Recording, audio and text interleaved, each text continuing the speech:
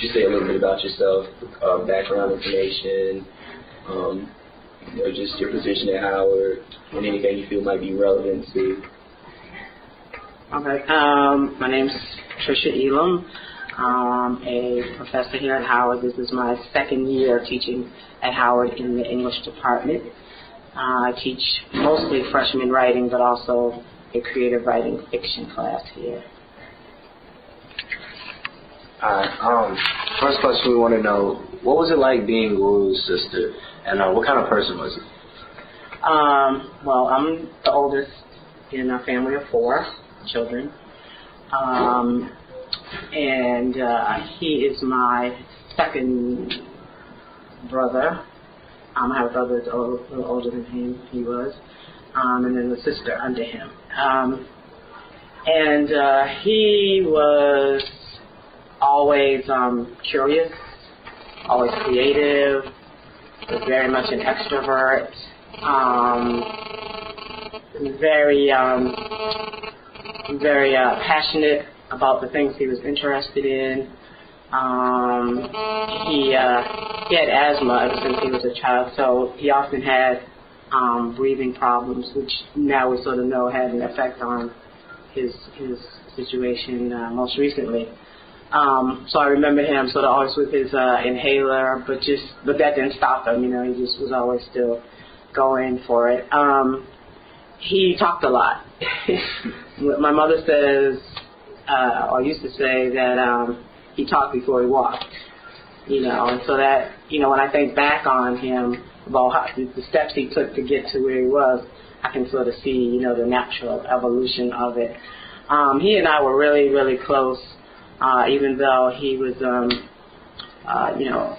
quite a few years younger than me. And I think some of the, we shared maybe the creative spark, but also we had sort of a fashion thing going on. He went to, as you may know, he went to FIT for part of his, after he graduated from Morehouse for a little while. He didn't graduate from there, but he took some classes there.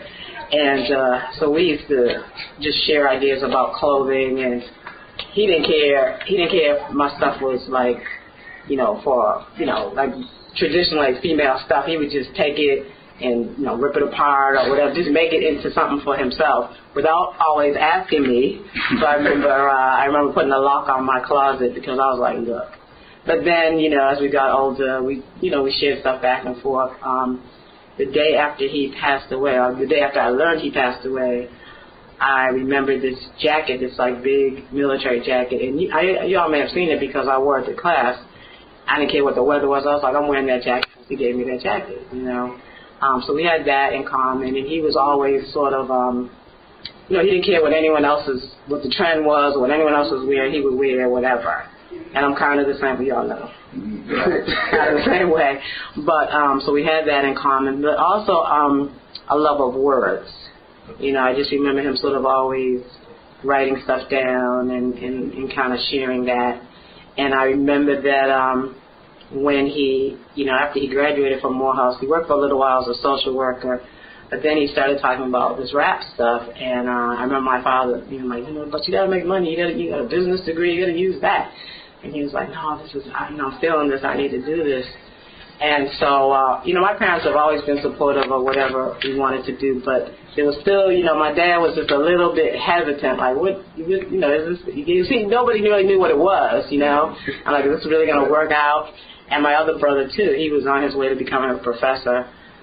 He's at Stanford now, and he was sort of like, what's this going to be? And I was just, like, kind of waiting to see what it was, too, but, I really appreciate that he was courageous enough to pursue his dream no matter what anyone else said, and he did that. All right. Speaking on his hip-hop career, when did you know that, okay, this is what he is hip-hop, that this is gonna be his career, and that, he would be making such a monumental impact? I think we sort of felt it, or I sort of felt it pretty early when I started, when I heard what he was doing, when I literally heard him, he'd call me sometimes with rhymes and stuff. And I was like, wow, that's okay, that's all right. But then I think when it really sort of hit that this could be something like other people outside of our family would appreciate was when he hooked up with Spike Lee on Mo Better Blues, the movie soundtrack.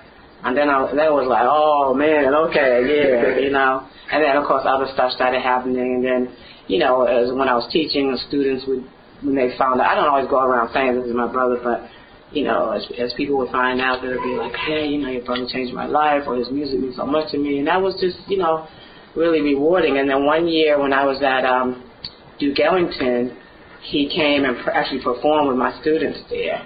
I don't know if you know the song Johnny Was, but they did a whole sort of, not a play, spoken word thing around that song, and he came and performed it with them and actually worked with them. That was like such a big highlight for them and for me, because then they would like look at me with new respect, like, okay, this Elam really brought it.